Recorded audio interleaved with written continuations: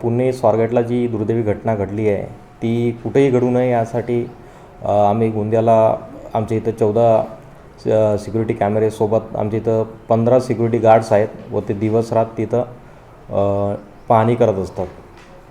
हाल्टिंगच्या वेळेस किती बसेस राहतात आणि हाल्टिंगच्या वेळेस काय व्यवस्था राहते? हाल्टिंगच्या 3 बसेस आहेत व त्या सर्व बसेस आमच्या डेपोला हाल्टिंग असतात व त्यांच्या राहण्याची सोय आमच्या इथं केलेली आहे चालकवाहकांची चालकवाहक विश्रांतीगृहामध्ये. गस्त कशी राहतात?